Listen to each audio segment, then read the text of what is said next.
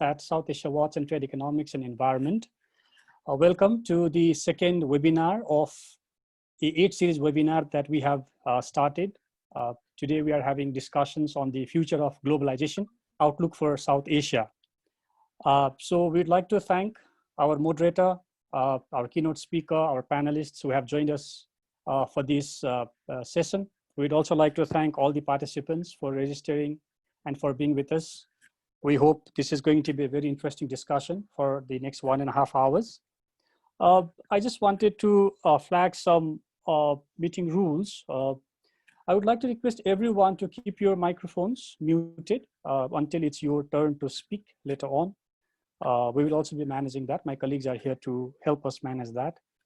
Also regarding the time, let's be considerate as we speak because we want to make the session lively, interactive. So let's keep to our times as we speak. This is a request to all the speakers as well as to the participants later on, if you're asking questions. Regarding questions, our request is to, our request to you is please write your questions in the chat box. We will try to gather them. Our moderator is very active in this. He knows how to do all these things very well, but we are here to help him as well to choose these questions. Now, but if you want to make some interventions, very brief ones, maximum 2 minutes, please raise your hands. To raise your hands, if you are not aware, if you click on the participants button in Zoom, a window opens up where you can see the list of participants. So in that window, at the bottom right corner, you will see that option of raising hand. So if you raise hand, we can see that you have raised hand and we can flag that to the moderator, even if he misses, so that you can make your interventions. So now, before I hand over to the moderator who will introduce us to the keynote speaker and other panelists of this session, let me introduce the moderator. So our moderator is Mr. Pradeep Singh Mehta. He is the founder Secretary General of Cuts International, head office in Jaipur, but also having offices in Nairobi, Lusaka, Hanoi, Accra, Geneva, and Washington, DC. Pradeep is also the chair of Southeast Regional Advisory Board. Currently, he is member of the Confederation of Indian Industry, CII's International Trade Policy Council. He's got a very rich profile, actually. I think I'll not go through all of them, but just to flag a few of those, he has also served, and he's also serving as honorary advisor to the Commerce and Industries Minister of India, to the Trade, Commerce and Industry Minister of Zambia, and also to the Director General of the WTO. So Pradeep has very rich experience in the field, and I hope the discussion that we are going to have today will be very enriching. So with these words, I would like to hand over the proceedings to Mr. Pradeep Singh Mehta. Pradeep, over to you.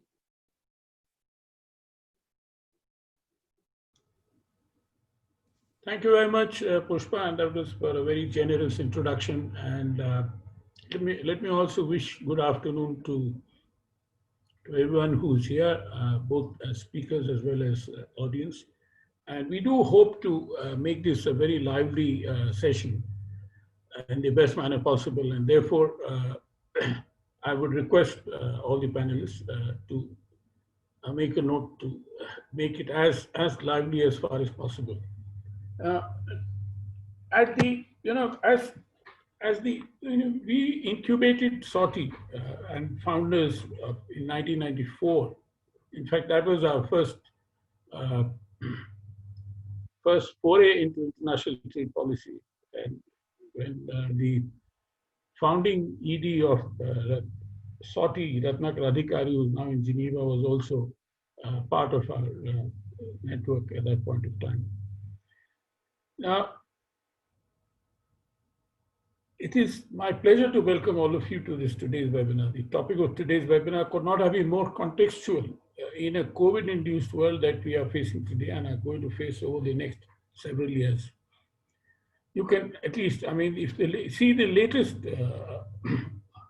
report of the World Bank, I mean, the next 10 years is going to be pretty bad. I mean, the economies are going to be in a bad shape. Now, how do we get out of it is what we have to discuss. Let me underline that even before the onset of this global pandemic, we were already witnessing deglobalization. With the global financial crisis of 2008-09 and its aftermath, the heydays of globalization that we had witnessed over 3 decades since early 1990s were over.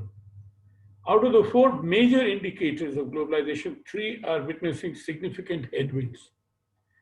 The COVID-19 pandemic has accelerated them, and with an overall atmosphere of populism, we do not expect much of its reversal in near future. Now, populism can be combined with nationalism, protectionism, and so on, which many countries, including my own, are now in the process of undertaking. Global trade is declining and expected to remain so in the next few years. So is cross-border investment, including brownfield investment, except in areas such as physical infrastructure, digital infrastructure, etc. Intercountry migration is facing much more populist backlash as compared with what it was in the past. Only cross-border data flows as a result of increasing digitization of our economies are increasing. That's the only thing which is flowing very freely, doesn't need a visa. Even there, it is hardly any data flowing among these South Asian countries. That is what is an important issue to be made a note of. Most importantly, and I'm glad that this will be a virtual webinar that we are doing, is the first one at that, to my knowledge, at the regional level. Of course, there's a second one which Saudi organized, and there was one 2 days ago. More importantly, this phase of deglobalization that we are witnessing today is being reflected in the current state of the World Trade Organization, which is in a limbo. And many educated friends tell me that it is dead. But it is not only the WTO, but the whole multilateralism is under stress, in spite of the fact that only yesterday the UN General Assembly adopted a declaration unanimously to support multilateralism and to help meet our SDG goals. The question is not about the imperative of resurrecting multilateralism, but more on how do we do it. In order to find an answer or a set of answers to the question, since April this year, we at CUTS have organized a series of webinars on the future of the WTO in particular, and that of multilateralism in general. A broad consensus that has emerged from these webinars is that unless one rebuilds trust among nations, and I underline the word trust, multilateralism will continue to witness a slippery slope. As a result, there will be further stress on globalization. South Asian countries being significantly dependent on both foreign investment and remittances for maintaining the fiscal stability will face further challenges.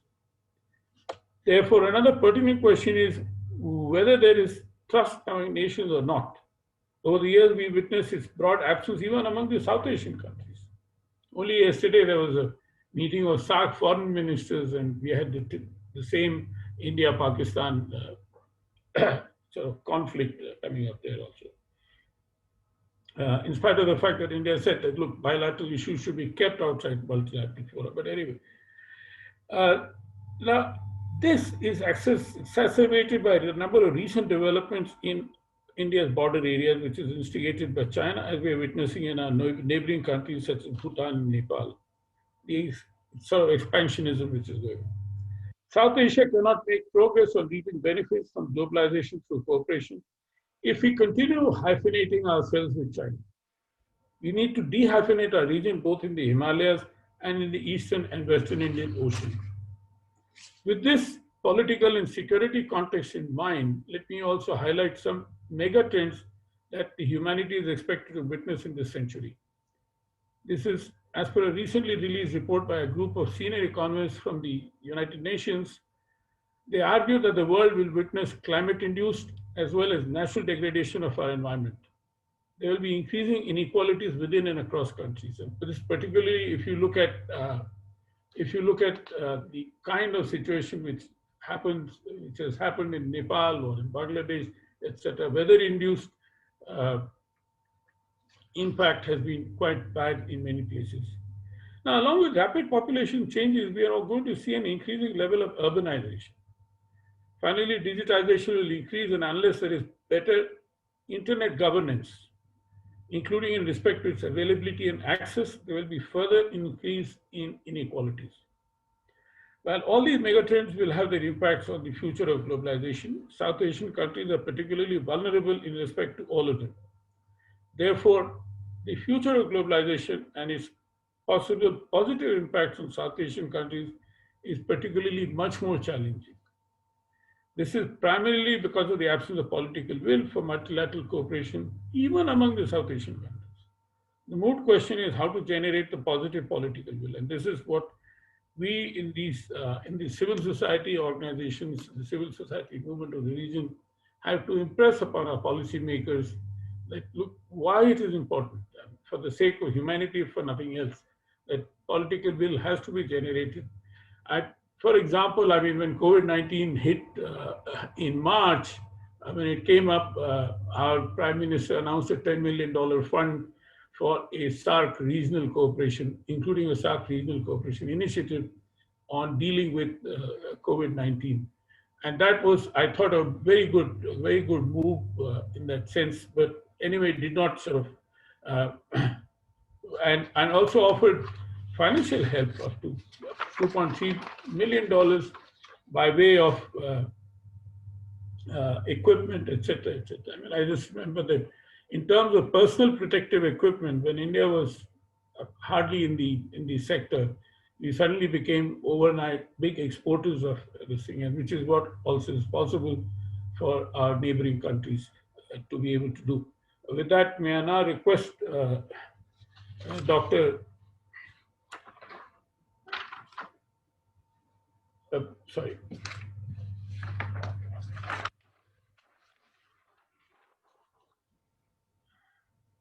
Dr. Ariel, to please deliver the keynote address. Thank you. Thank you, Pradeepji, and thank you, organizers, for inviting me to speak few words in the future of globalization and outlooks for South Asia. And thank you very much. And I truly believe that this program and the deliberation over here would definitely help to identify the globalization that impacts the SAARC region. Since last decade, as we know, and as Pradeep was mentioning, South Asian economies have been growing in a steady path. Before the pandemic began, South Asian growth rate was hovering around 7%. Growth projection for 2020 was also around 7%. However, like in almost all the region around the world, the South Asian economies are projected to shrink in 2020. The initial data show that the regional output declines by 2 to 3%. This definitely affects the overall economic agenda of the region. Generally, we talk about three models of globalization, namely trade flows, capital flows, and macroeconomic management. The first two are related to exchange of goods and money, which involve neighbors, region, and the world. The current pandemic would affect these two, which in turn will have negative implication for the macroeconomic management within the countries. However, one can see the positives of it to the regional integration in terms of trade and investment. Although South Asia alone accounts for nearly 5% of the world GDP, the regional export of goods to the world is not that large compared to other regions. Even the intra-regional trade is limited to 5% of total trade of the region, which is 25% for ASEAN countries and 45% for ASEAN plus 3 countries. This is more than 20% in sub-Saharan Africa also. So our account is quite less. Overall intra-regional trade accounts for less than 3% of SAARC's GDP, which is 20% in ASEAN. Given the population and growing demand of goods and services, the region has high potential to increase trade within the countries.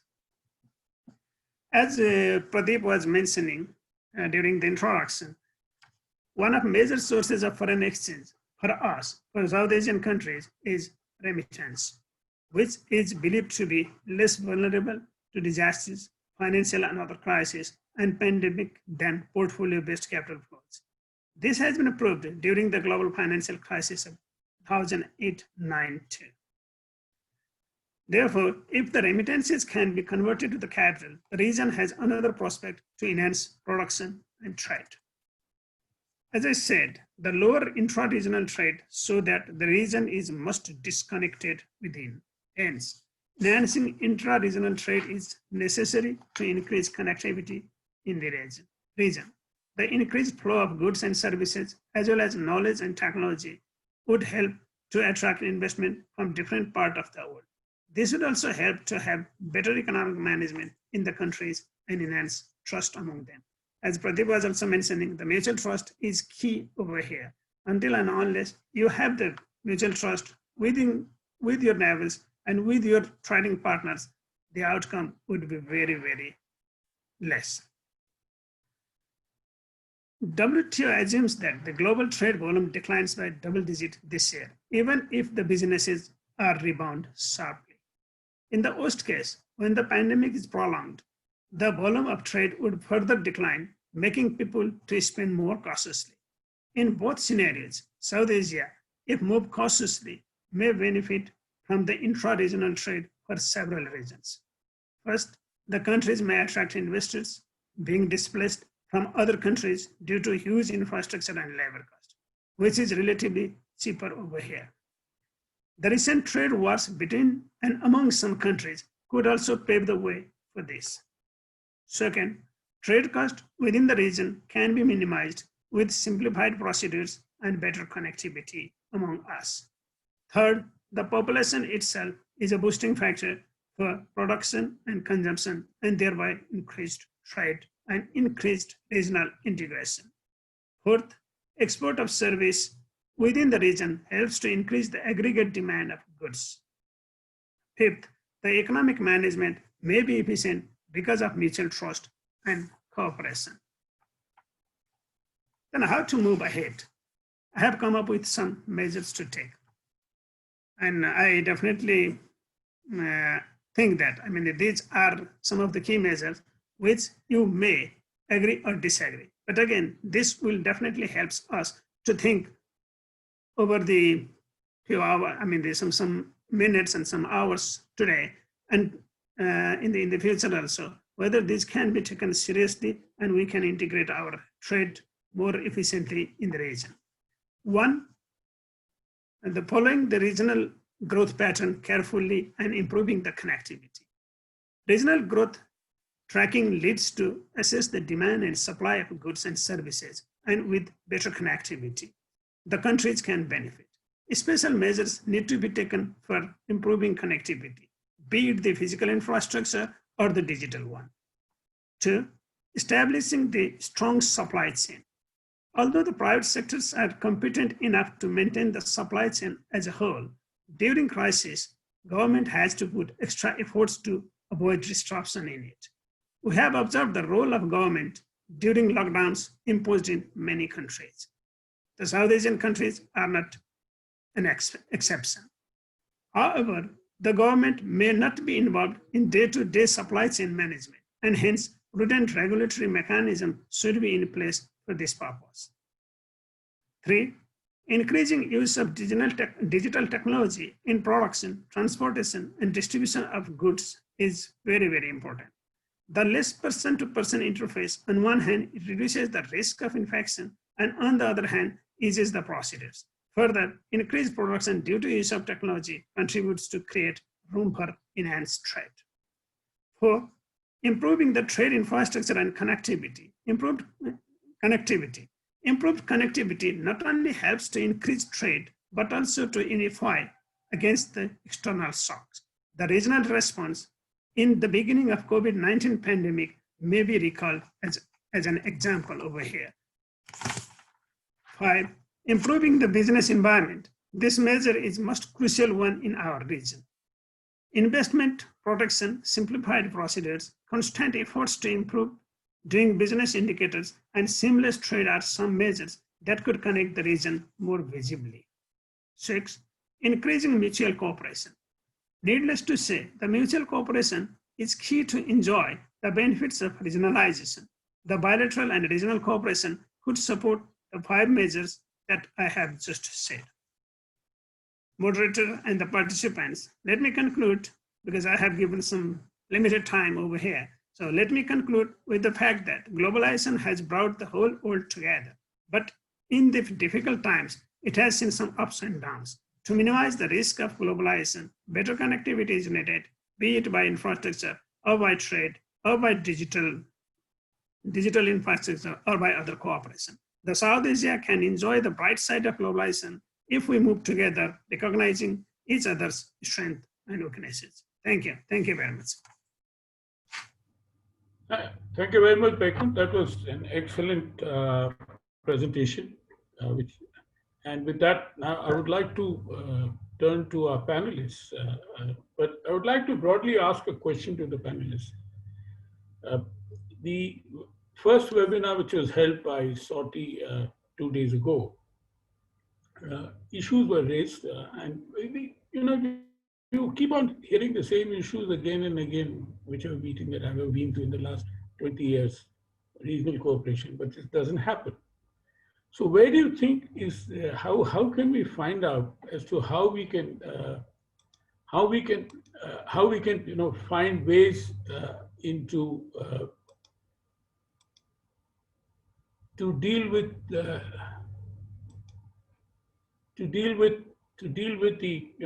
the blocks which are happening.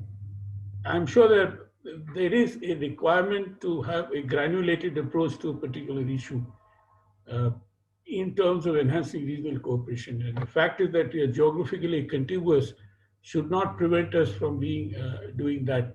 BBIN is an example which we have been finding many areas of regional cooperation extending. So it is not as if it is a sad story all the time, except that it's happening on the eastern side of South Asia rather than South Asia as a whole, for obvious reasons, as we all know. With that, let me now turn to Fahmida.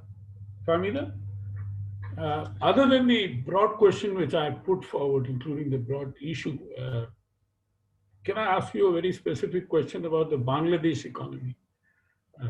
I mean, it is heavily dependent on the ready-made garment sector, as well as overseas remittances, which, as Bekun pointed out, is something which is common to or the whole South Asian region. How is the Bangladesh government addressing these fiscal stress? Do you think there is a strong case for further regulatory reforms, including the development of soft infrastructure in Bangladesh to attract investment in the infrastructure sector, including that from India?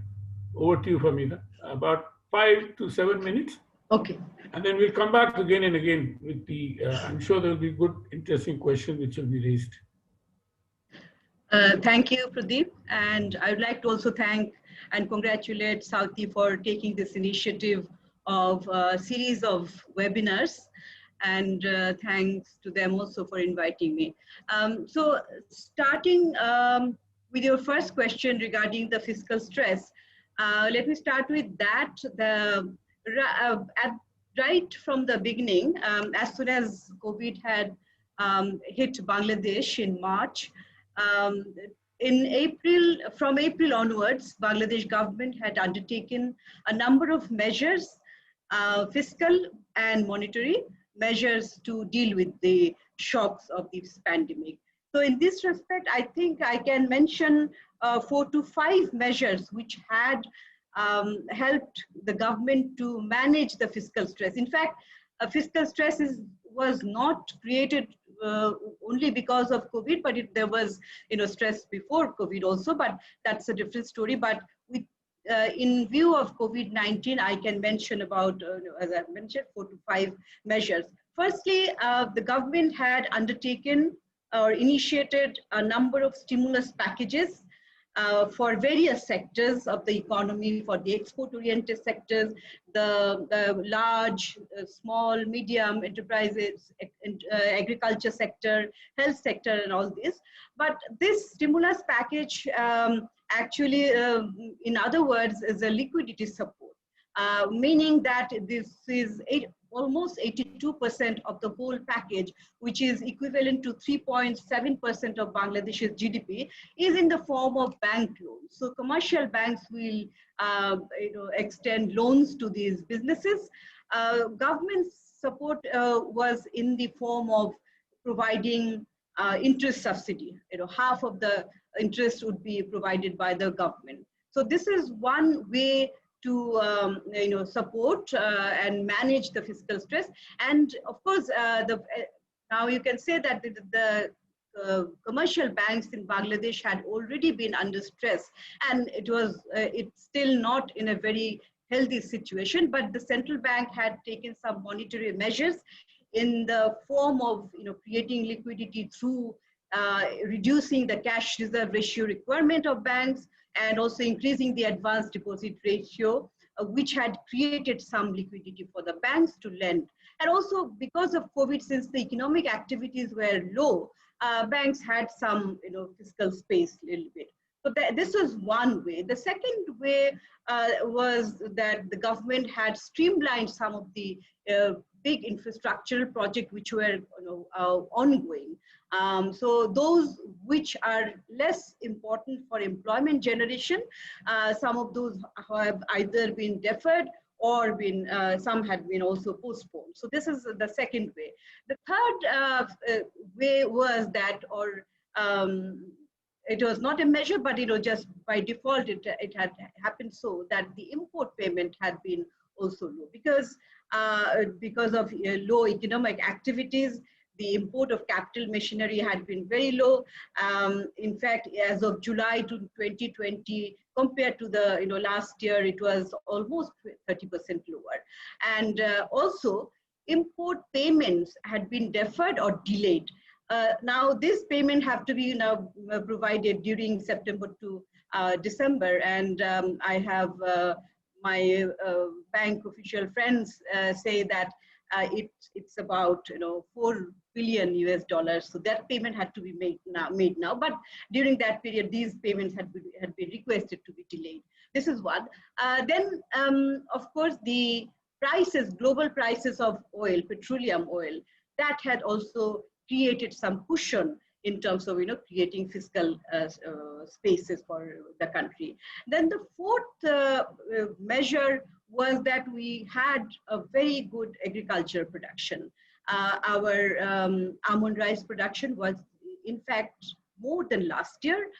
In 2020 it was more than 2029. So that, and other agriculture production also were very good. This has also created some space because we didn't have to import. As it is, we have to import very little in agriculture production. So that has also given some respite.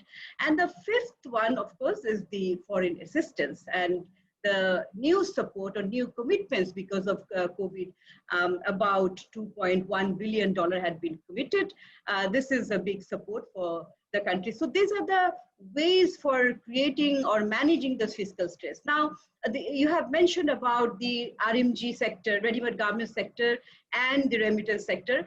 Luckily, now both these have started to bounce back, rebound.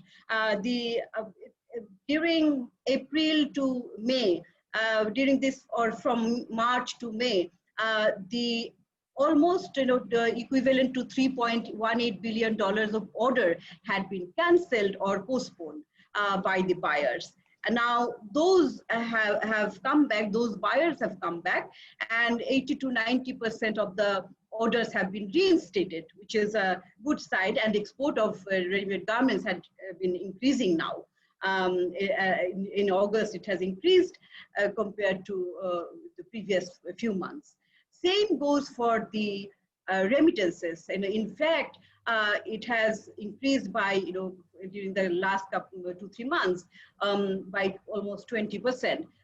Of course, a number of workers from the Middle Eastern countries and Southeast Asian countries where Bangladeshi low-skilled professionals work, many have returned. But at the same time, the amount of remittances have also increased. This is one of the reasons, is that since they're coming back, they're bringing their money or savings. This is one, and secondly also Pamita, the second question. Yes. On infrastructure, regulatory reforms. Okay, the infrastructure, yes. You specifically mentioned about the soft infrastructure. I think, during and this hard COVID also, period, both. And hard also, yes. let me start with the soft infrastructure.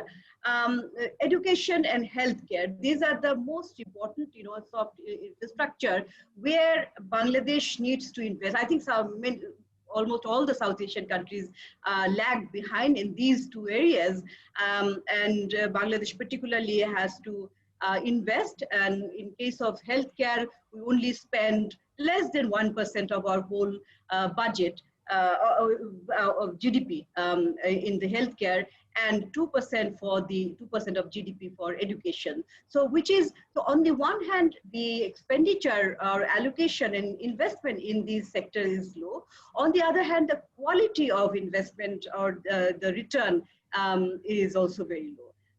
And thirdly, also whatever is invested or whatever is allocated, that is not utilized. So there I see, since we are talking about the global outlook and regional cooperation on these are the two areas where I see a lot of potentials for collaboration and regional cooperation. As it is, we see that Bangladeshi students go to India for studies, higher studies or technical studies, and many patients go to Bangladesh to India.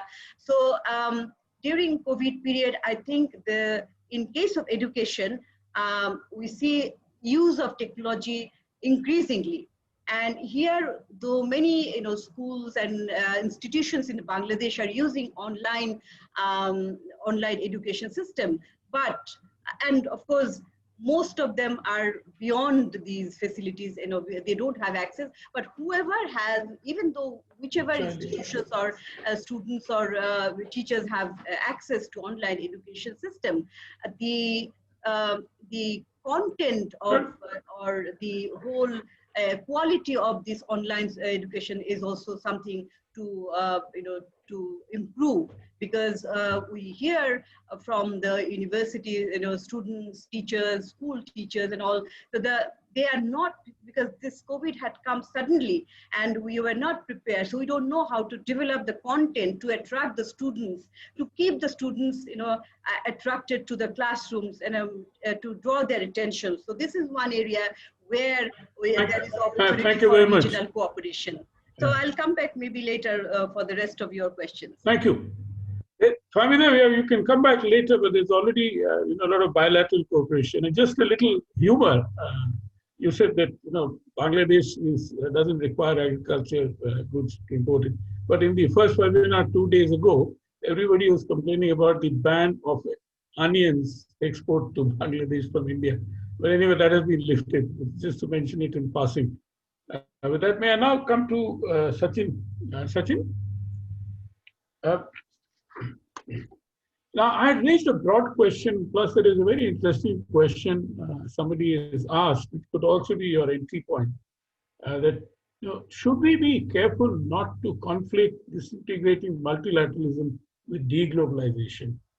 And Sachin, you're one of our best international scholars, scholars of international relations, and I'm sure this is a good, interesting question for you to start. Secondly, given that regional cooperation in South Asia is not progressing even in COVID-induced areas, and it is because of multilateralists in our foreign policy ecosystem, do you think we should put more and more political capital for taking forward bilateral, trilateral, sub-regional cooperation? Over to you, Sachin. Thank you. Brilliant question, Pradeep. I must say that you have posed a very brilliant question in terms of raising the very important point of not connecting multilateralism and the crisis that multilateralism faces vis-a-vis the whole question of deglobalization.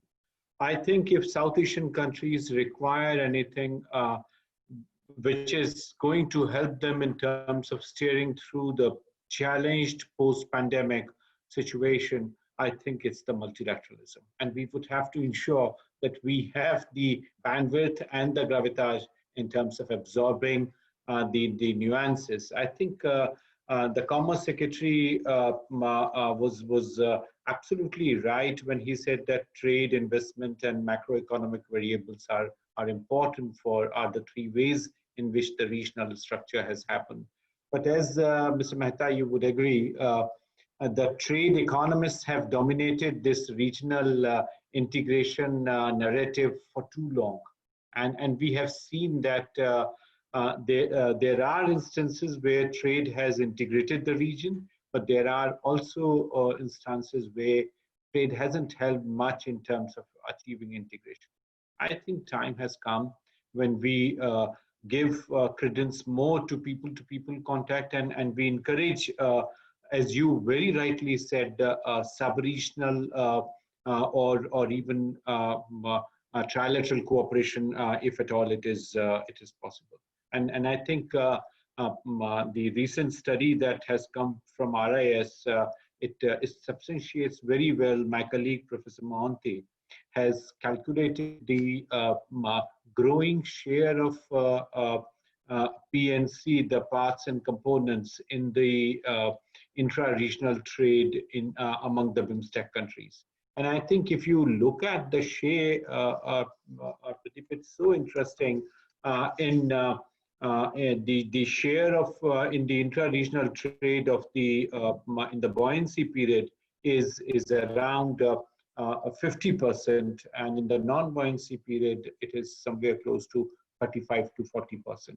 And the time frame that he has taken is from 2011 to 2018. So you find that parts and components are growing, which very forcefully revalidates the point that our colleagues Mustafizur Rahman from CPD and Saman Kalagama used to discuss in terms of how the value chains can come up. Dr. Nagesh did an interesting paper on this. I think time has come to focus on production-related linkages and not necessarily on trade. Let the trade negotiations do not hamper the positivity and pragmatism with which we need to go forward. And I think the idea of sub-regional, and that way I see BIMSTEC, BBIN as good opportunities, I think are extremely important.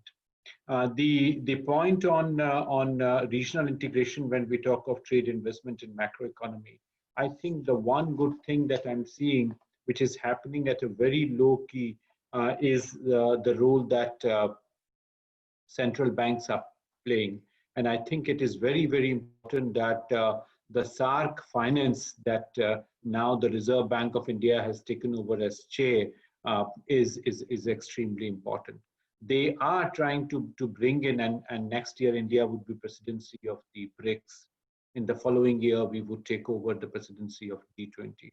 It is important that our close neighbors, our partners, they become real sort of co-actors in this presidency to see that the larger global economic connect comes in with India's presidency. They see this as part of it, and more efforts from India and from these countries are equally important.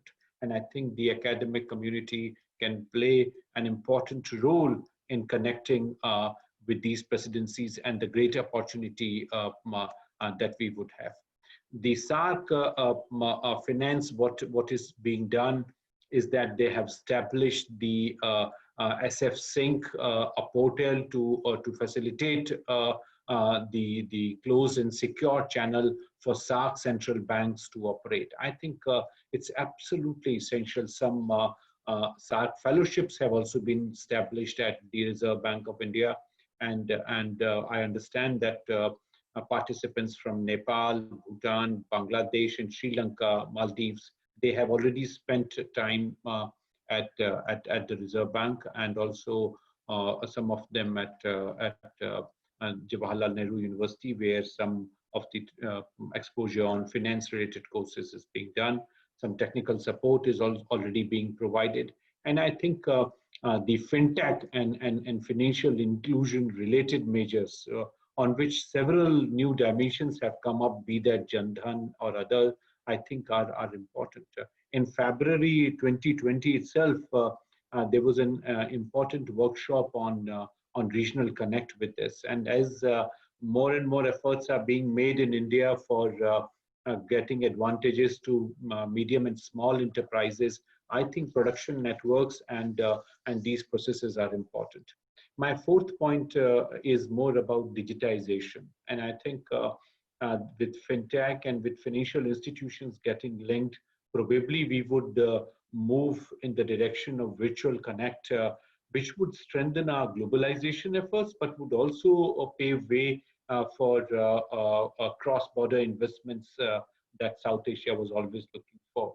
So I think by emphasizing too much on trade and on less on other linkages, particularly production and production facilitating factors like digitalization, I think would be sort of desirable. My last point is in terms of how we see the role. Go ahead. Go ahead. My last point is more about the role that social sector can play. And I think if we see the way Sri Lanka, Nepal, and Bangladesh have dealt with the pandemics, I think there are cross lessons that can be learned, particularly in terms of health infrastructure challenges, but also in terms of collective R&D for different strains that have emerged in South Asia. So that I think is important in terms of how we bring in sub-regional cooperation in the sectors where it is most desirable, particularly in health and other dimensions of sustainable development goals. I would stop here, but I'm open to more questions. Thank you, Sachin. That was a fantastic point which you made in terms of looking at issues beyond the paradigm of trade, production linkages, etc. And that is answering my first question, which I'd asked. This is, what are the ways forward here? If we can, this webinar can discuss about ways forward. We all know that in terms of the levels of regional trade, etc., and much is happening. In fact, as you rightly pointed out, as we've said, whether it's BBIN or bilateral or whatever, at least in Eastern South Asia, a lot of things are moving ahead, and those are good examples for us to move forward in order to help with our own economic situation. With that, let me come to Subhashini. Subhashini, there is an emerging school of thought. Subhashini, are you there? Hello? Yes, I'm here. Yeah. I hope you can hear me. Yeah, I can hear you. Thank you. No, I couldn't see you. There is an emerging school of thought that we should start looking at South Asia as a conglomeration of 3 different sub-regions, which are Eastern, Western, and Southern South Asia. While India-Sri Lanka Free Trade Agreement is a shining example of cooperation between South Asian neighbors, and it has reinforced all 4 parameters of globalization, why do you think it is taking so much time to expand the scope of this agreement to include services and investment?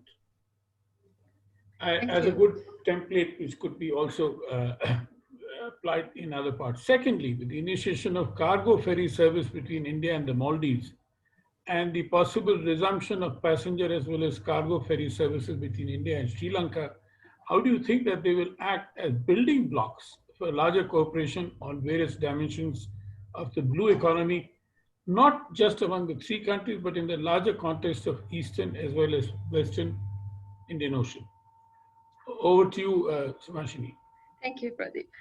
Just to actually, that's a good question. And I would also like to pick from what Sachin said before, how trade economists have dominated the discussion. And to some extent, I think they have also increased resistance and backlash against liberalization and regional integration as well, because they have been extremely not very sensitive to the political and other dynamics that the countries go through and the political systems go through. So I think it's very important that we really become very sensitive as trade economists to the ground realities. Sometimes we tend to be a bit more theoretical and not very sensitive to the political dynamics and the challenges sometimes the political leadership face when promoting regionalization and economic reforms.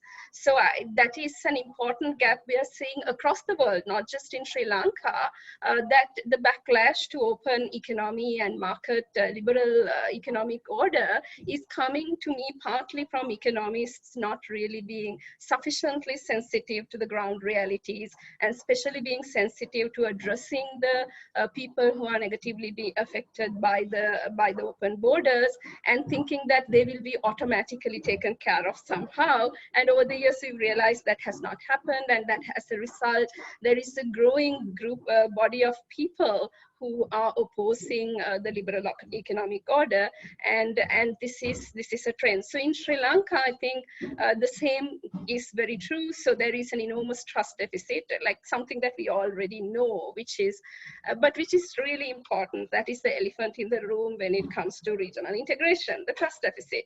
And sometimes I think that we are not sufficiently working towards a good communication strategy to overcome that trust deficit and demonstrate the benefits to the masses. Instead, sometimes our politicians would rather exploit the existing fears to their political advantage. This happens very often in South Asia, where the existing fears are exploited for political advantage and to gain votes rather than to actually promote liberalization. So in the case of Sri Lanka, India Comprehensive Economic Partnership Agreement, over the years, the opposing voices have become extremely strong. And one of the main reasons in Sri Lanka is, of course, that offensive interests are far lower than the defensive interests.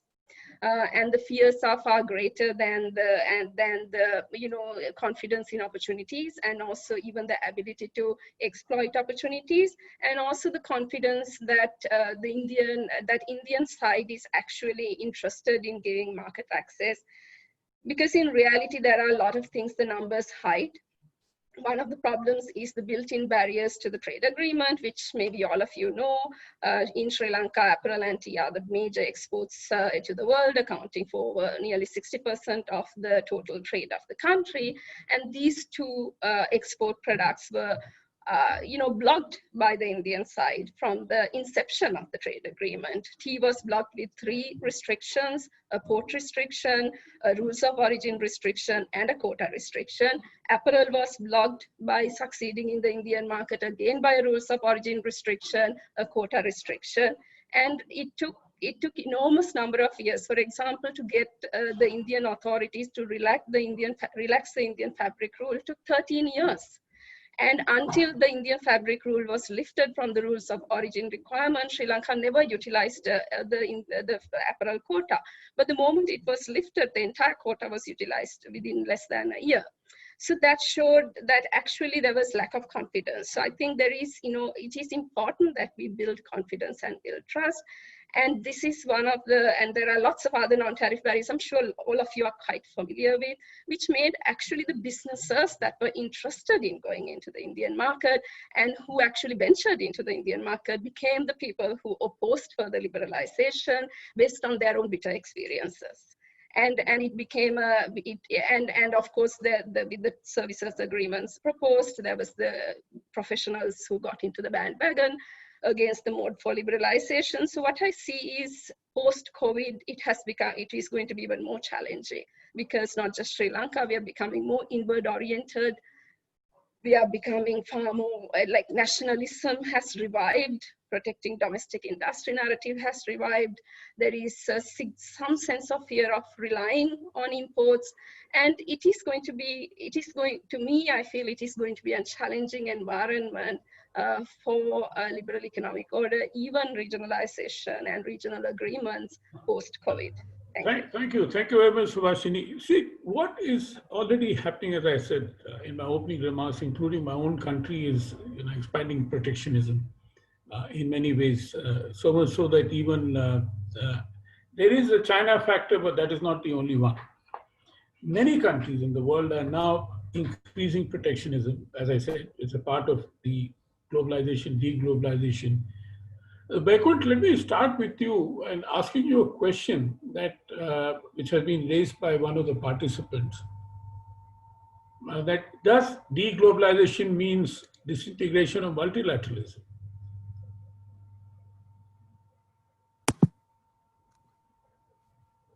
Might not. Oh, a minute. Is it okay? Yeah. I have Yeah. Go ahead, please. any here. I'm admiring your backdrop. Is it? Thank you very much. Thank you. Thanks a lot. This is the largest lake in Nepal. So just I captured this from one of the pictures from the internet. So it's not my photograph anyway. Thank you. Okay, I mean the globalization and deglobalization, whether it, it's to the multilateralism or something like that. But in a way, when we talk about the trade and when we talk about the mutual benefit of trade and all these things, then some kind of prize countries and between the countries is needed. That's why the multilateralism sometimes might come out in the name of deglobalization. But the globalization, as I said in my keynote also, that the globalization also has given some of the benefits and many benefits to many of the countries. And it has tried to integrate the whole world through trade and through all other means and so. So deglobalization doesn't mean, the multilateralism doesn't mean that the deglobalization is needed. But again, some kind of multiple and can come together and then enhance their mutual cooperation and mutual trade and mutual investment. That could help. That's what I was. Backward is one of the reasons why we argue is that you require regional cooperation, stronger regional cooperation to work as building blocks to multilateral cooperation. As we see already happening in many parts of the world. I mean, look at ASEAN as an example, or Mercosur as another example, or EU as another example. So there are many good examples, and unfortunately, we have said this in the context of South Asia, we have never been there. We've never been able to do it because of, by and large, the India-Pakistan sort of conflict in it. And therefore, we are now looking at BBI and BIMSTEC, as even Sachin said. So, I mean, let's move forward to the best extent possible that we can. And can I just turn to Sachin? Sachin, there are two interesting questions to you. No, thanks, Pradeep. I think. Can you read it? Yeah. Sachin, can you read it? Or can I read it out to you?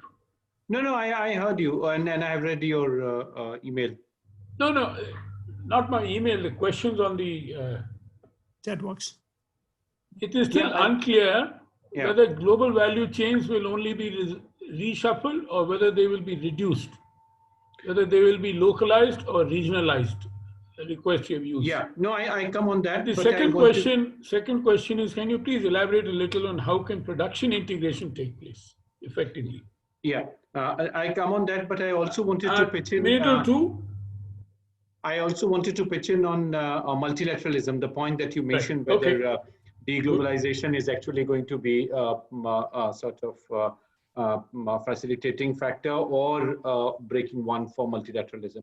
And I think the recent effort by the German government for multilateralism, a white paper that they are planning to come out with, I think is important. And it's also important for us to consider why on the 25th anniversary of WTO, we are facing what WTO actually is emerging as. And none other than you, Mr. Mehta, can reflect more profound manner on the functioning and the crisis that we have at WTO. So multilateralism for South Asia, I think, is absolutely essential.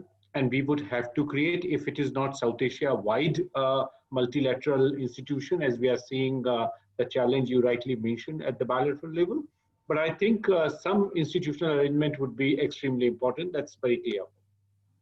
The second point is about facilitating the production chains that I have mentioned. And I think the trade promotion and the issues that are there in terms of how we elaborate on the value chains that are there, they are taking place already. And as I said, our study at RIS for last 11 years only for BIMSTEC countries has clearly shown that parts and components and their total share in the trade has expanded without any sort of major announcement or issues in terms of promotion of trade. So I think our specific emphasis or our specific hyperbolic statements on trade liberalization, etc., should take a back seat, and we should see that the restructuring that is required is promoted and we go forward. To what extent it is possible, we have also identified the sectors in which this is done. And if you look at machineries, vehicles, the textile items, and also the base metals, these are the sectors in which parts and component trade has gone up in a major way. The buoyancy period, as I said, for 3 years that we have taken, export growth of automobiles was higher than in general of the imports in countries. And here the advantage with the BIMSTEC is that Thailand, and through Thailand, the Myanmar economy that comes in, the integration becomes all the more clear and very profound in terms of how those changes are happening. So I think that is important. I'm also seeing this question from Mr. Shyama Prasad Dahal on do you think the COVID-19 has reinforced the introduce some of the pending trade facilitation measures? Yes, definitely. As Mr. Mehta mentioned in the beginning, and I think you met BBIN. I also mentioned BBIN. I think we would have to realize the importance. Bhutan is very much realizing the importance that the motor vehicle agreement, etc., can bring in. But we also would have to be at the same time sensitive of principles of reciprocity in the region on the environmental impact and the concerns that are there. I have myself seen in Thimphu the huge number of cars that land up. They don't have so much space, so you would have to be sensitive towards that. And I think with the post-pandemic, the situation has given us the wherewithals, the electronic digital linkages that I talked about earlier. I think they are going to be the way forward for us to participate. And I'm very glad that Mr. Mehta in his email to me had raised this question of how sub-regional cooperation probably is the way forward for South Asia. And today, I think, Pradeep, in your tweet also, you have mentioned about this. So I think it's very important. Thank you very much. Famida, let me segue to you straight away on the point which Sachin made in terms of sub-regional cooperation. And Bangladesh is, again, a very crucial factor to that, and particularly helping us to reach our northeast part of our country more easily than we could have done in the past. And we would like to thank Bangladesh hugely for that facility which it is providing for both our cargo as well as goods. Famida? Yes. So what's the question? Yeah, we can hear you. Yeah. The question is where Sachin left off on sub-regional cooperation. As I said that as it is, Bangladesh has been of great help to India for us to reach our goods to Northeast India at a much lower cost than it was possible in the past. Of course, we have trade. The broader question is sub-regional cooperation in which. Now, there's a question was raised about the BBIN motor vehicles agreement. Let me just start with some of the discussions, questions raised regarding the globalization and multilateralism. I just want to touch upon one small issue which I thought may be important to remember, that of course we are discussing regarding the regarding a number of scenarios. One is, of course, that countries will become more protective and protective nationalism will rise. And so the nation states will strengthen their status.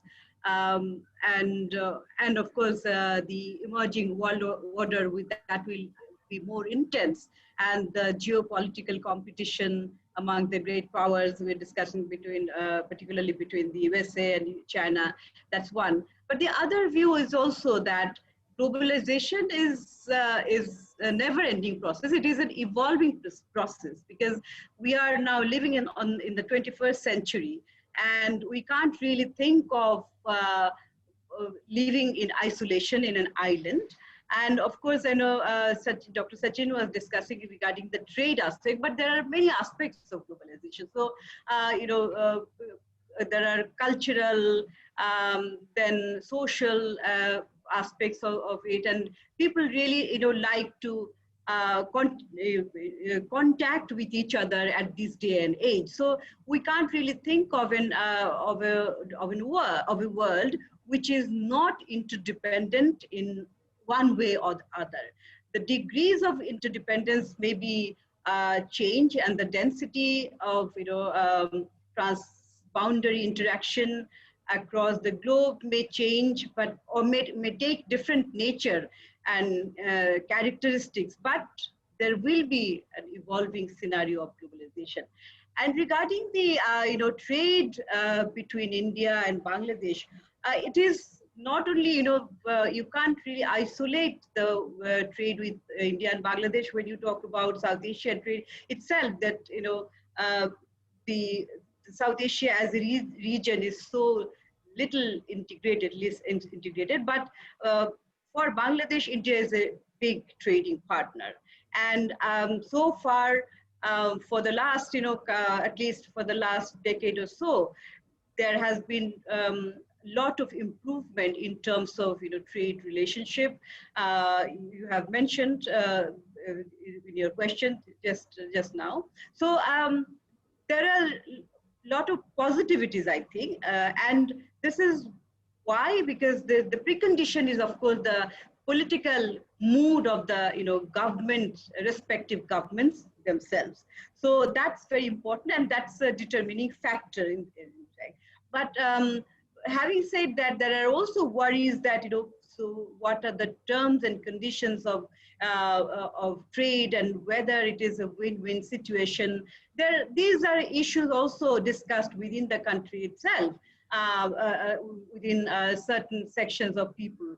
But of course, there is an increasing realization that in order to have a win-win trade relationship, many bottlenecks or blocks have to be removed. The tariffs is one issue that is not an important issue anymore, but non-tariff issues are more important.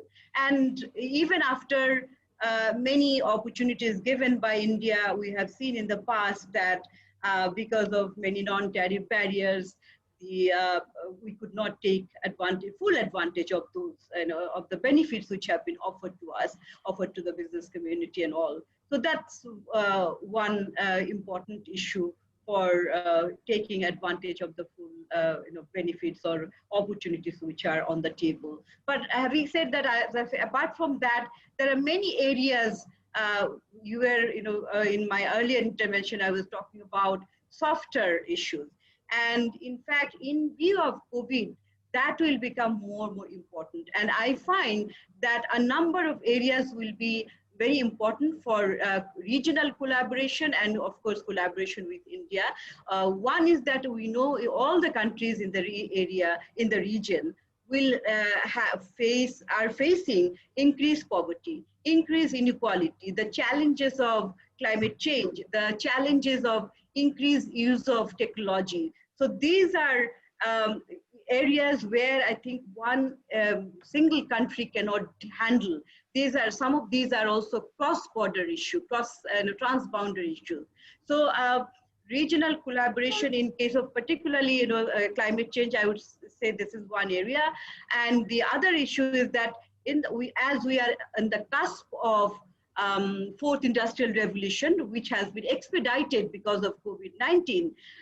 But as we know that technology is something that it can also be a divider and an equalizer. Thank you very much, how the Pamita. benefits can be shared by all, that's another area for collaboration. Thank you. Thank you. Can I move on to Subhashini? Subhashini?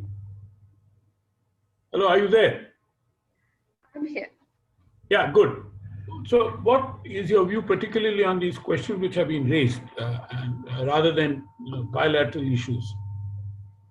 Yeah, so about the globalization, I think I also agree that globalization is facing a setback. It is not, I agree with other speakers, it is definitely not easy to completely turn back because the world is too integrated, even the supply chains. Yes, there is going to be some, so it depends on the risk appetite of the companies. Even with US-China trade war, it is very difficult for any other country to offer the scale of operations that China offers. And it is not going to be easy to unplug those supply chains that has been established over decades. So there will be always a certain amount of diversification people will look for, because I think over-reliance on a single destination or a single source is always, at a time like COVID, when there were these disruptions to transport across the globe, definitely creates fears. And of course, companies will be looking for diversification. And this does bring opportunities for countries in South Asia or Southeast Asia, because some of these companies will be looking at destinations to invest and to buy products. So it's not going to, there is going to be, and also the nationalism and inward orientation, again, at least in Sri Lanka, this is always a cycle. So you always follow a very open-oriented cycle with an inward-oriented cycle, because our two political parties do take this, you know, center left and center right political parties. But across the world also, I think we're going through a cycle. And we're not going to reverse the globalization, but sometimes chaos is good. Maybe it is time for us to sit back and see what went wrong. There are definitely clear messages that certain developments in the West, even in Europe, from Brexit to election of Trump, signals about importance of trade economies, to not assume that, you know, trade liberalization, the winners, the gains will outweigh the losses. I think for countries in the developing world, that is a good lesson also, to realize that we need to proactively see how develop policies to actually address the real concerns about the people who are going to be losing out from liberalization and globalization. I don't think, especially at least in Sri Lanka, we don't have proactive policies. Even during COVID-19, what one realizes is that we don't have provisions or systems to support people who temporarily lose employment. It is the same thing for trade liberalization. When people have to close down factories, or when people lose employment, we have systems to take care of permanently vulnerable, or, like, you know, people below a certain party line, disabled people. Thank you very much. Not really to address the temporary unemployment. Thank you, Subhashini. Let me turn to the audience now. If anybody wishes to raise a question orally, please raise their hands. Sir, I have a question to Sachin sir. A sharp question, please. Yeah, And please sir, identify yourself. Sir, my name is Jadhav. I'm an assistant professor at Center for Economic and Social Studies, Hyderabad. Okay. Go Sir, ahead. sir was talking about the digitalization of trade. So I want to ask one question regarding this. So many developing countries are not good as the developing countries, in terms of internet development and many like digitalization. So do you think going trade as a digitalization, will it harm for the developing countries? Thank you. Thank you very much. If there are any other questions, please go ahead.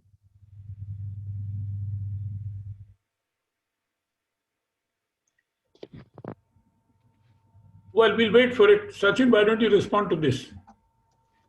Thanks. I think the point here is that if we want to reduce the transaction cost, if we want to get straight to the beneficiaries, if we want to reduce the sort of time lag that is there, Mr. Jadhav, I think it's very important that we get in the digitalization. As I mentioned the case of the central banks and their efforts in terms of reducing the time taken for a transfer of money, simple payments that are there.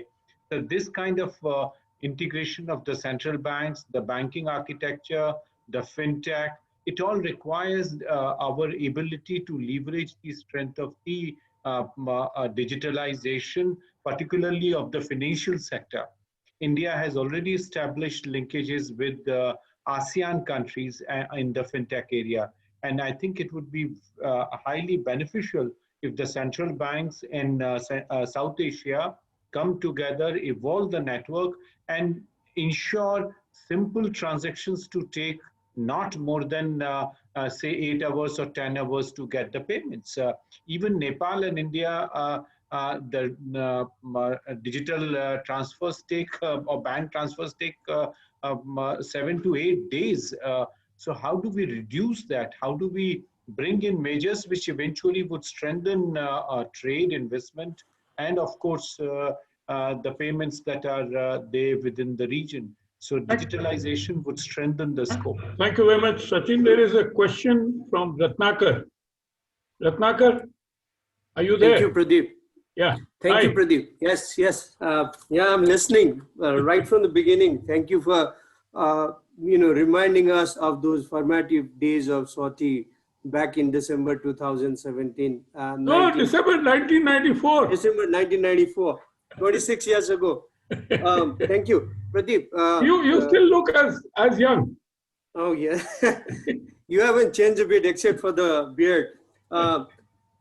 Just a quick question. A number of speakers have alluded to the fact that technology is going to be one of the key drivers, if not the only key drivers of globalization going forward. So we've discussed about the potential, but it is the how-to that we have to, I think, understand from the speakers, I guess, because there are several challenges, in adopting technology, whether it's for the fourth industrial revolution or taking advantage of these opportunities or digital trade or other kind of opportunity. So there are challenges, 3 types of challenges. One lies in the policy and regulatory area. Second one lies in the infrastructure area. And the third one is in the area of skill development. How do we sort of overcome these challenges in order to take advantage of technological sort of innovation, which is going to drive the globalization forward? Thank you. Sachin, would you like to respond to that question? I think... there's another question, Sachin, and you could respond to that also, from Dev Bhattacharya, from distinguished fellow in CPD, and another very dear friend. You see, he says that while Bangladesh is providing transit and transshipment facilities to India, Bangladesh remains constrained in getting access to Bhutan and Nepal through India.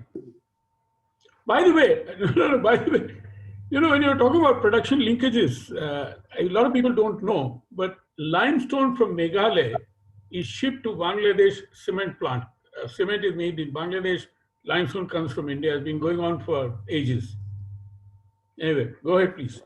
And there, if you want to make like what Tripura is producing, if Tripura wants to export it to Bangladesh, that is not possible, because what was concluded in 1996 from the customs point and reinforced in 2011, Bangladesh is not agreeing for exports of specific items that were agreed in that era to now. I am looking after the eastern area of the Reserve Bank, and I'm meeting exporters. We have raised it with Commerce Ministry, but Bangladesh is not agreeing. Similarly, the vehicles that are being exported, the import value is fixed by Bangladesh, because they say whether it's used vehicle or not and what value they would recognize. So there are some bilateral issues. I do not want to get into that now, but I think it is important for us to identify appropriate slots to see. I also heard what Dr. Pamida was raising. So I think some of these things require detailed discussions. We can't have offhand some observation, and then we get into something else.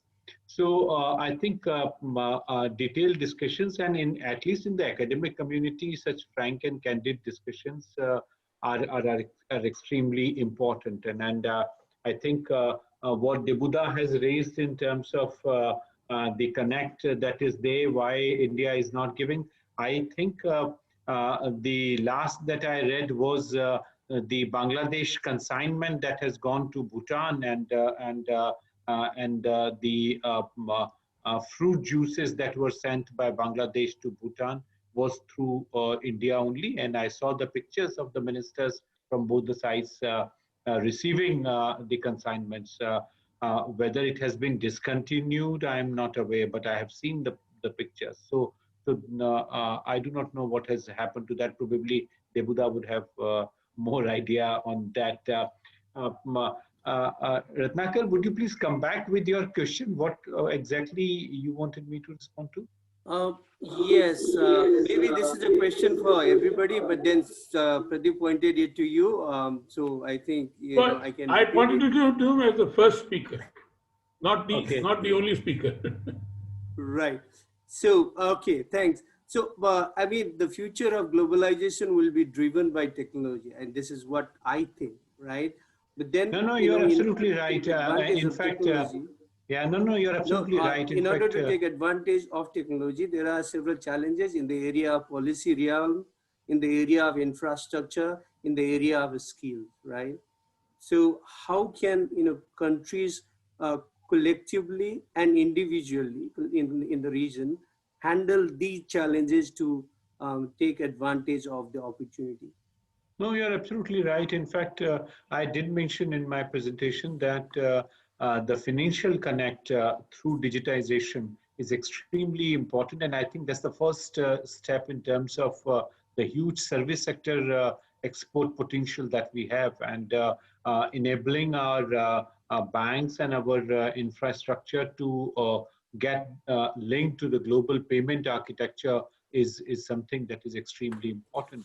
The second dimension that comes in is in terms of the advantage that the technology itself would bring in the realm of trade facilitation, something that you have focused on in the LDC domain much more intensely. And I think now in the post-pandemic scenario, we are realizing the fact that how much efficient this kind of arrangement would be, and technology can certainly play an extremely important role.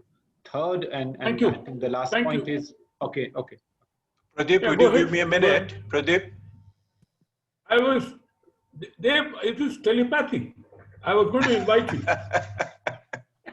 No. First of all, just to connect with all the good friends, where Sachin is speaking, Ratnakar is there, and all my other colleagues from South Asia. I feel I'm in the midst of family. So that's so uplifting for me in that way. So the family stretches from New York, Geneva to fantastic. I was about to invite you, and Dhaka via Delhi, possibly. Go ahead. So it's the very fact that you guys are question still has to be addressed by other panelists. Talking, I cannot tell you how uplifting and energizing that is. No, I don't go into the debate on this globalization versus multilateralism. You guys know all these things much better. But let's come to the issue of the regional cooperation and sub-regional cooperation, and you took all of you take the view that sub-regional cooperation could be the building block, and there should be the variable geometry and more flexibility on these cases.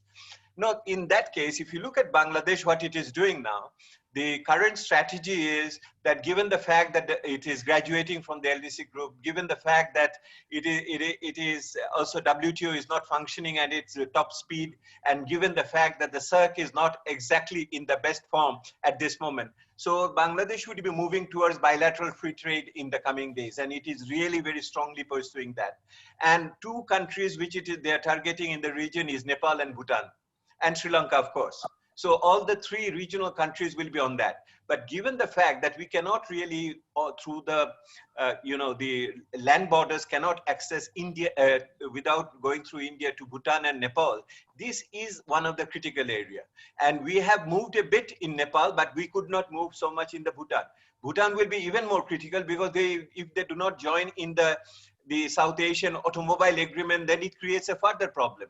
So I think it is time that even if we do not have, we need to take up some concrete issue and show some results. And, Bangladesh has shown the results through transshipment and transit. I think it is the time to show that the other results are very much be available for the smaller neighbors around the region and have a much more integrated approach. This will create connectivity and also new forms of services and support mechanism. And I don't have to tell you all these things. You made a career out of it. So it's all there. So I would urge the South Asian colleagues over here to see that this issue gets adequate attention and is resolved at the very first instance, not in the way we have resolved the onion issue with and stammer. It could be done much more smoothly, I think so. And this should be one of our top priority if we want to move the things forward. Thank you very much, colleagues. Keep safe, keep well. Bye. You too. Bye. Yeah, Famida. Famida, are you there? Famida? Hello?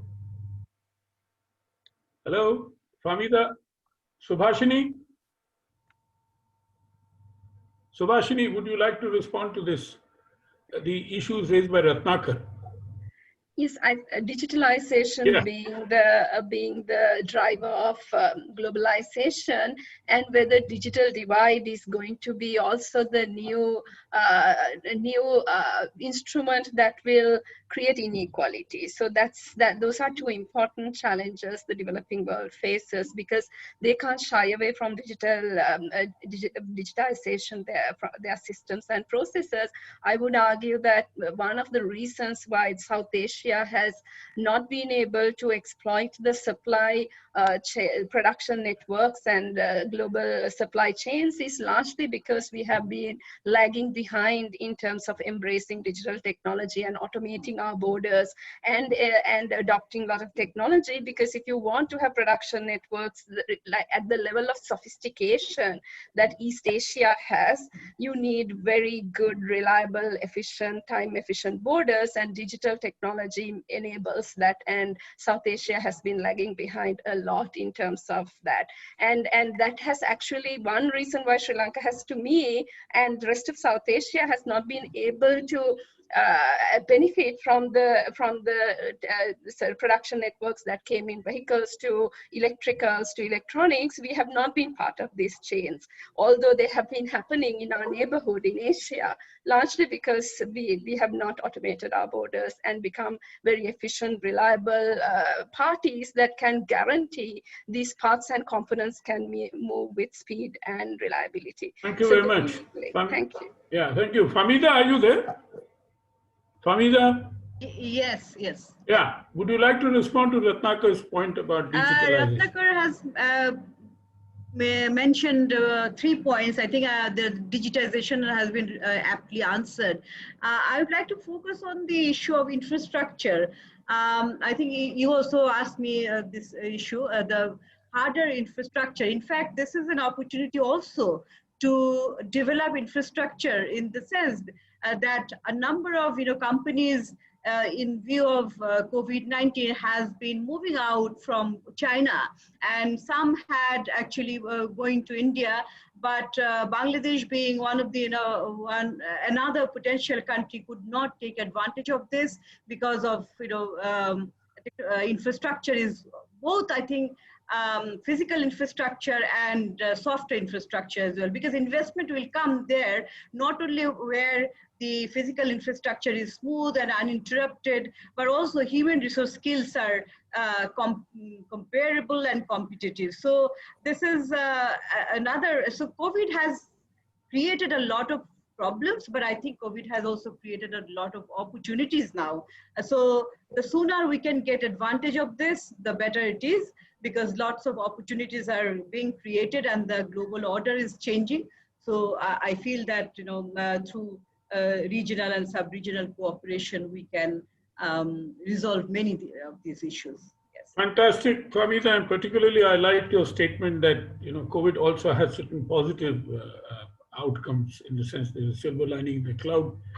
Uday has raised his question. Uday, are you there? Yes, can you hear me? Please. Right. My question to all the panelists, and there was certain discussion regarding attracting companies coming out of China to South Asia. But I think what's also important to understand that we do have challenges of red tapeism and the need to attract and also implement reforms is also quite challenging. So the bad news is that unless South Asia moves faster, others may have already seized the opportunity to industrialize. So my question would be, how do we deal with these challenges to grab the opportunity which we so claim, both at the national level and at the regional level? Thank you. Who would like to go first? Sachin? Sachin? Hello? Sachin? Is he there or is he gone? Sachin? Subhashini? Yeah, I think that is definitely one of the studies we have done to look at how Sri Lankan apparel sector can benefit from some of the apparel sourcing companies shifting their apparel, so like looking to diversify their sourcing destinations. We also realized one of the biggest challenges, of course, in Sri Lanka's case, it's not only the red tape, but of course we are not a cost-effective destination when it comes to labor, which is a critical input for the apparel sector. But I think for South Asia, one of the advantages where countries like India, Bangladesh, Pakistan would do well is mainly this trend of decoupling from China that occurs not purely because of political risks and increased trade war, but because of increasing labor costs in China. So this, diversification or moving out of China, especially those industries that are highly low cost labor intensive sectors, have been moving out of China even before the trade war. So this is where I think for a country like Sri Lanka, but definitely for countries like Pakistan, Bangladesh, and India, which may be having more competitive labor structures in comparison to China, is an area where there is opportunity, but definitely cutting red tape. Again, the answer is digital technology and automation can definitely help enormously to create more efficiency and transparency in even the investment approval processes, because right now people having to go physically to numerous agencies multiple times and submit multiple documents and wait for many months to get approval, compared to even in Sri Lanka. A lot of investors would say in Vietnam it is far more easier to start a business than in Sri Lanka, and that is one reason they go to Vietnam. India is worse. But anyway, one of the plus sides of COVID is that more and more digital methods are being used. So that is an advantage. But can I ask Baikunt? Baikunt, would you like to respond to this question? Baikunt, are you there? Yeah, I'm here. Yeah. Thank you. Yeah, thank you. Quickly, we have to wind up soon. Sure. I'll just be very quick. Of course, the digitalization is very, very important, and the COVID has given the opportunity that I also believe. As I just recall one SAARC level meeting that we had virtually during the pandemic, 2 months ago or so, and we agreed, all the South Asian countries agreed that all these documentations, which were supposed to be physically presented in the trade and customs and everywhere, now we just decided and agreed that even the digital copy would be accepted. So this is one step ahead and one step forward for the trade facilitation in the region. Another one, I agree with Dr. Ratnakar, that the three challenges are very, very pertinent that he has raised: the policy challenge, infrastructure challenge, and the skill challenge. For me, the first challenge is the infrastructure one, because as other colleagues and other panelists also mentioned, that infrastructure is very, very poor in the region. And once the infrastructure is built, and then the policy, compatible to each other, is very, very necessary again. Because otherwise, when you have one policy that doesn't comply, it doesn't comply, and it is not compatible with other countries' policy, then again, you cannot have this seamless trade and the digital trade and so. So the infrastructure should be there, and then we should be, working together to develop the similar type of policy. And thank you very much. In fact, on a different note, Vaikunt, I've always held the view that Nepal can become a very large MICE center. except that, COVID-19 is now going to prevent physical meetings, but at least, or even tourism has, has taken a big hit. But that is a pre-COVID-19 thought that I always had, which I used to always express. But be that as it may, Sachin, are you there? Sachin, hello, Sachin.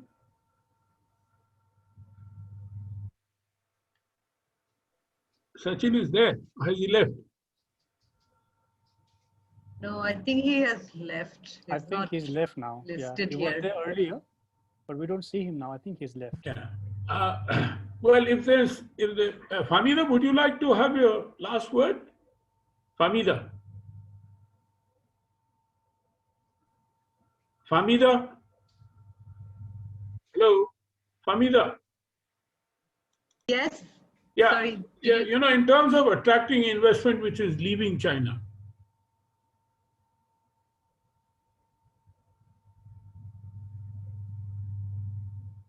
Hello, Famida.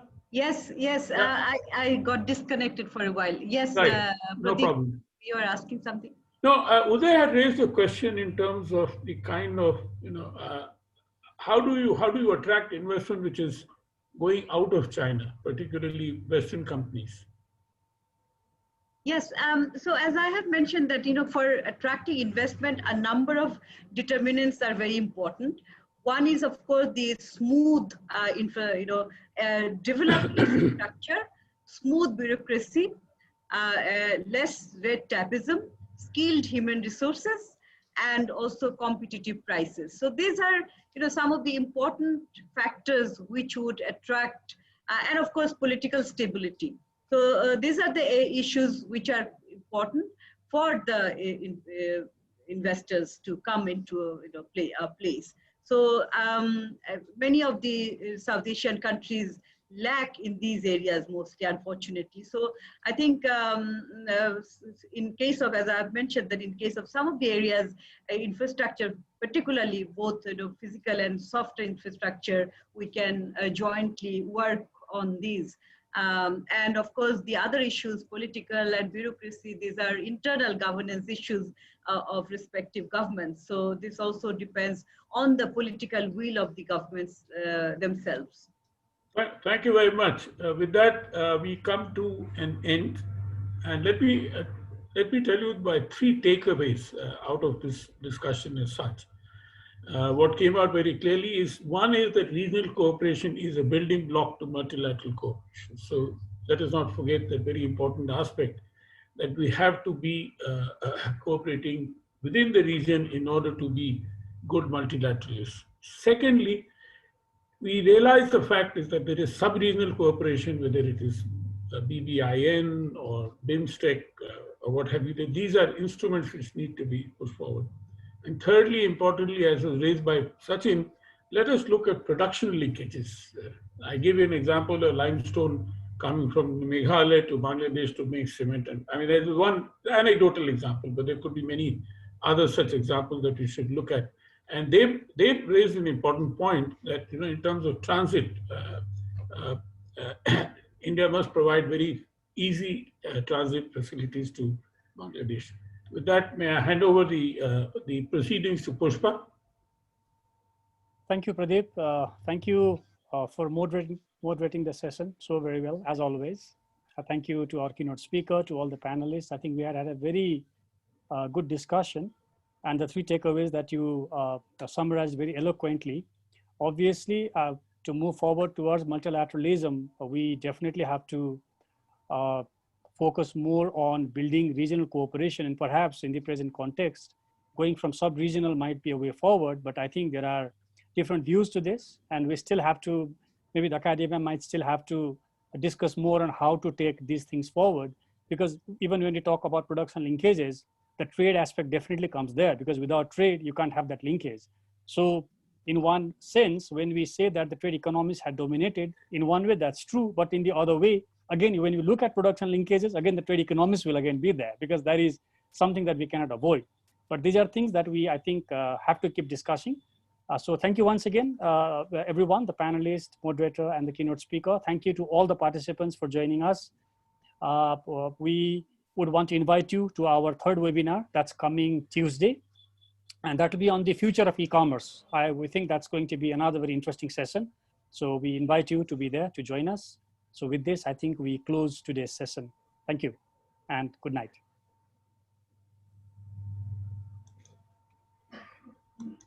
Bye.